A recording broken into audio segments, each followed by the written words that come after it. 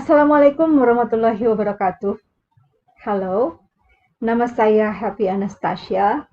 Saya salah seorang pengajar di program studi sastra Inggris Fakultas Ilmu Sosial Universitas Muhammadiyah Gorontalo. Dan video ini merupakan salah satu bentuk persyaratan yang diajukan dalam memenuhi penilaian sertifikasi dosen tahun 2023, khususnya pada penyusunan Pdd Uktpt atau Pernyataan Data Diri Dosen dalam Unjuk Kerja Dharma Perguruan Tinggi Bidang Pengajaran. Pada video ini saya akan mempresentasikan salah satu mata kuliah yang saya ajarkan atau saya ampu, yaitu mata kuliah History of English Literature. Mata kuliah ini merupakan mata kuliah wajib yang harus diambil oleh mahasiswa semester 5 Prodi Sastra Inggris Universitas Muhammadiyah Gorontalo dengan bobot 2 SKS. Adapun sistem pembelajaran, saya menerapkan pertama, speech delivery atau penyampaian materi perkuliahan dengan metode lecturing atau ceramah dan discussion. Yang kedua, interaction activity, di mana ini adalah interaksi tatap muka antara dosen dan mahasiswa. Saya memfokuskan kepada student-centered learning dengan tujuan agar mahasiswa mampu mengembangkan pengetahuan, wawasan mereka, serta melatih daya critical thinking mereka. Yang berikut adalah assessment. Assessment merupakan penilaian terstruktur berupa pemberian tugas, kuis, dan tanya jawab, di mana bentuk tugas yang diberikan adalah tugas individu dan tugas kelompok. Adapun poin-poin di dalam assessment ini adalah pertama, absensi 10%, tugas 20%, midterm 30%, dan final term 40%. Mata kuliah ini membahas sejarah perkembangan kesusastraan Inggris yang dibagi ke dalam periode-periode berdasarkan pada peristiwa, sejarah, budaya yang terjadi di Inggris, yang juga merupakan penanda lahirnya elemen-elemen kesusastraan seperti poetry, prose, drama, serta membahas para sastrawan pekerja sastra ternama beserta karakteristik karya-karya yang mereka hasilkan di setiap periode dalam sejarah kesusastraan Inggris. Dengan mempelajari mata kuliah History of English Literature ini, diharapkan mahasiswa mampu untuk memenuhi capaian pembelajaran, antara lain dapat mendeskripsikan perkembangan kesusastraan pada setiap periodenya. Yang kedua adalah mampu mendeskripsikan dampak pengaruh peristiwa, sejarah, dan budaya yang terjadi di Inggris yang menjadi juga penanda ataupun pengaruh terhadap lahirnya, berkembangnya unsur-unsur kesusastraan seperti poetry, prose, dan drama di dalam sejarah kesusastraan Inggris. Kemudian yang ketiga adalah dapat mendeskripsikan para sastrawan ternama beserta karakteristik karya-karya mereka di setiap periodenya. Adapun materi dalam mata kuliah ini adalah yang pertama, Old English Period, yang kedua, Middle English Period, yang ketiga, Transition Period, yang keempat, Elizabethan Period, Yang kelima, Puritanism period. Yang keenam, Restoration period. Yang ketujuh, Augustan period. Yang kedelapan, Transition to Romanticism period. Yang kesembilan, Romanticism period. Yang kesepuluh, Victorian period. Yang kesebelas, 20th century. Bahan ajar utama yang digunakan dalam mata kuliah ini adalah modul bahan ajar mata kuliah History of English Literature yang disusun bersama dengan tim teaching mata kuliah ini. Proses belajar mengajar mata kuliah ini akan dipresentasikan melalui video berikut.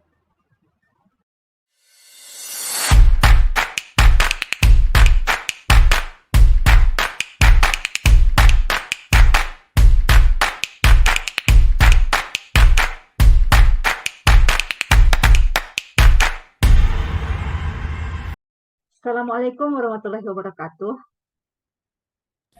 Waalaikumsalam warahmatullahi wabarakatuh. Yeah, good morning, guys. How are you doing? Okay, so praise Allah for showering His blessing and mercy, and also to salawat to Rasulullah. Before we start our class today, let us read Basma. So today is our first meeting in history of English literature. So I would like just to remind you about our lesson plan and also the rules as the commitment in the class that I had already shared via our history group chat on WhatsApp. So you may read the detail about the rules and also the lesson plan there. So in this subject, we are going to discuss about the development of the literature, especially English literature, which are divided into several periods based on the events, the history and culture that occur in England, which also as the sign of the existence and the development of the elements of literature, such as poetry, prose, drama, and also we are going to discuss about the workers, the famous and the greatest workers with their works and also the characteristics of their works in each period. So in this class, we are going to have 16 meetings in which start from the first meeting till 7th meeting will be material discussion, and the 8th meeting will be midterm, and then in the 9th meeting till 15 we will continue with the discussion, and the 16th meeting will be your final term. Okay, let us start with the first period. Let me share the material. Okay, have you got it? Yes, ma'am. So now, before I go further, I would just want to know, maybe some of you or one of you, maybe who knows who is the primitive tribe of the people who settle in England? Who knows the primitive tribe of England? Me, ma'am. Okay. Agnes? According to what the ancient is northern Germanic tribes. Sorry. According to what you read, the ancient was? Is northern Germanic tribes. Oh, okay. Northern Germanic tribe, yeah. So, Yes. how about the language they used? Who knows? Me, ma'am. Okay. Maybe English. English? Okay, now let's see together. So, in all English periods, in the beginning or in the early before Christ, the people who settled in England or the primitive tribe of England was celts. So the Celts were the primitive tribe of England, and these Celts used or spoke their own language, which was called as Celts. So the language were different from English. Okay, so however, in 50 after Christ, Romans settled in England and made England as their empire. So the Celts under Romans rule got civilization. However, in 410, Romans left England. So the next tribe who attacked England was the tribes from northern Germany that Agnes said already. They were Jews, Anglos, and Saxons. So these tribes, Jews, Anglos, and Saxons, brought their own language, which is called as Anglo-Saxon or Old English. Okay, so this language, Old English or Anglo-Saxon, had become the language of Middle English, and also became the language in modern English till now. So mostly the ancient of English were the northern Germany. Yeah. Okay, now the several important things that we can see from the existence of northern Germany in England. First, they brought their religion. So England became Christian, the religion in England. Yeah, Christian became the religion in England. And then the next is they also established the monasteries. So these monasteries, the functions were not only for worshipping God, but also as the center of science.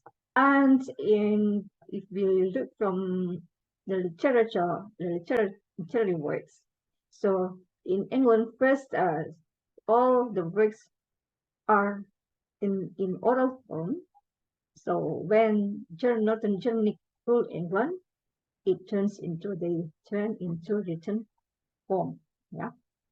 So now let's see how about the elements of literature poetry. So poetry is the oldest element accessed in England. In poetry, you can see that the works are classified into two. Yeah. First, the works that the northern Germany abroad or written abroad from their region, from northern Germany, and then they were in oral forms, in which these kinds of works has the characteristics, the strong pagan. And then one of the example is Beowulf. So Beowulf is an epic, consists of 3,000 lines. And the second is the works that these tribes created after they settled in England. And the characteristics of these works have the Christian impacts. So you can see the works are from the translation of the Bible, Old Testament and New Testament. Okay, now the types of poetry in Old English poetry is epic. Epic is a story of the hero who lives in the society and the workers are unknown. Okay, now let's see the workers here. The workers in Old English. First is Cadman. So this is the famous and the greatest workers in Old English period is Cadman. So he is the monk with the monastery, and also the characteristic of his work or his style is paraphrase. Some of his works such as Genesis, Exodus, and Daniel. The next is Cyan Wolf. Cyan Wolf, he's a poet, a poet. And also his characteristics of his work is religious poems. So some of his works such as the Christ, Juliana, the Fates of Apostles, and Aline. So now let's see about the situation in England at the time. So in the end of 8th century, so Scandinavians attacked England. So in this point, King Alfred saved England, and also he conquered the Scandinavians and also saved the fragments of words. So all the fragment words left have been saved and have been translated into West Saxon dialect. Okay, now let's see our key elements of literature prose. So in Old English period, especially in the 9th century, the prose reached artistic. So this is where other countries only in the level of knowing or the beginning of knowing the prose. However, in England, the prose had already reached the artistic level. So this is because of the King Alfred, So let us see together how the King Alfred's efforts especially in literature. So King Alfred's first learning Latin in order to translate the books into English. And then the next is he also instructs his scholars to translate many qualified books. And then he translates the Pastoral Care by Paus Gregorius. And this is also had been his first book. And the next is translate the ecclesiastical history of the English people, which is written by Bede. And then he also instructs his scholars to collect and brought important events in his kingdom, and the work's called as Anglo-Saxon Chronicle. So King Alfred was the first prosist in England. So in Old English period, the people only know poetry and prose. Okay, that's my explanation. So if there are questions, you may propose. Maybe we will still have few minutes before we end our class today. Is there any question? Me, ma'am. Okay. Afiani? I want to ask about why in Old English there is only poetry and prose. Why there is no drama? Okay, so why in English period there is no drama, yeah? Yes, Okay, yes, ma'am. there is no drama, only poetry and prose. Okay, maybe who knows? Ma'am, I would Yeah, like you? to add. Sorry. I would like to add the answer, ma'am. Okay. Okay, you. Okay. Based on information I got from the Dr. Suharno MED module, drama in the Old English period has not been found because during this period, the form of literary works has two, poetry and prose, while the emergence of drama was first time in medieval times, where at the time this drama appeared as a tool for clergy to convey sermons or the contents of the Bible. Thank you, ma'am. Okay, good. So why no the people in England in all in this period haven't known drama, or drama didn't exist, or haven't existed in Old English period. So because the situation in Old English period, the tribes who attacked England still, it's still, we just talk about the Scandinavians, Scandinavians. Whereas drama, it has been influenced by the presence of the noblemen from Normandia, under King William rules. So it will be in the Middle English period. So what you explained, there's also a correct. However, because in Old English period, the material was still in the discussion is only in Scandinavians and also how they are looking out at. Later in Middle English period, we will discuss about how the impact of the nobleman King William when he ruled England, and it also brought the impact to the existence of drama. Okay, from the explanations, maybe you knows, or maybe you can take any kind of draw any kind of conclusion. Or how about the characteristics of the people in Old English period, and also the works after you receive this, after you hear the explanation? Can you describe the characteristics of the people in Old English period and also maybe the work they produce in this period? Mita.